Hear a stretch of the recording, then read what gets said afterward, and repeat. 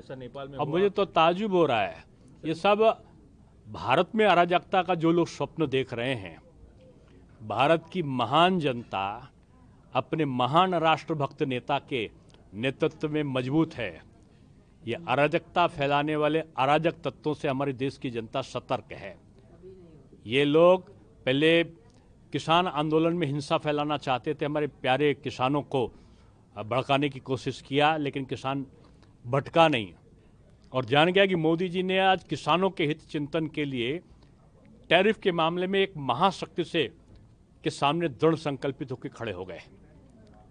मोदी जी को दोबारा कोरोना के समय, वोट नोटबंदी के समय, फिर उसके बाद जो ये CAA था, तब अराजकता फैलाने की कोशिश हुई।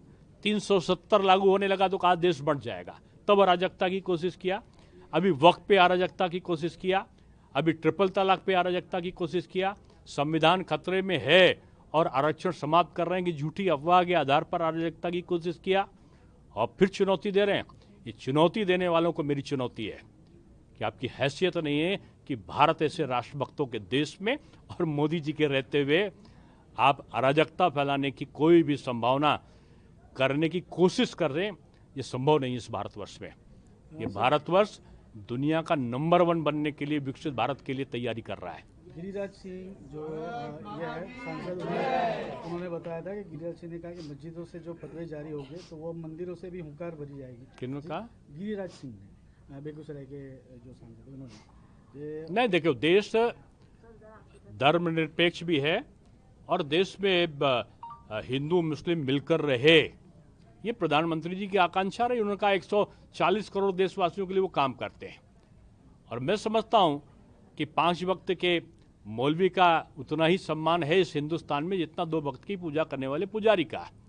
लेकिन इस देश में रहने के बाद कोई अगर पाकिस्तान की बोल बोलता है, कोई घुसपैठियों के लिए आंदोलन करता है, म्यांमार के रोहिंग्यों के घुसपैठियों के लिए, ये बांग्लादेश और पाकिस्तान के घुसपैठियों के लिए कि उनका मतदाता सूची में नाम रहे, तो ऐसे लोगों के लिए तो मोदी जी अच्छे नहीं दिखेंगे।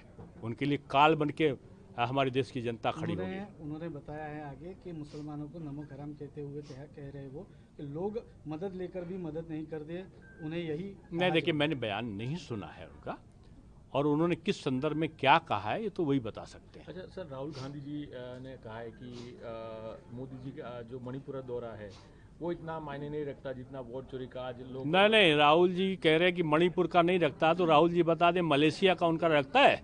पंजाब की बाढ़ छोड़कर भाग गए वो। हिमाचल जहां कांग्रेस की सरकार है वहां बादल फट रहे थे, सैकड़ों लोग वहां हताहत हो रहे थे, उनकी चिंता करे बगैर वो अपनी चिंता करने के लिए भाग गए मलेशिया, या गए या कहाँ कहाँ गए।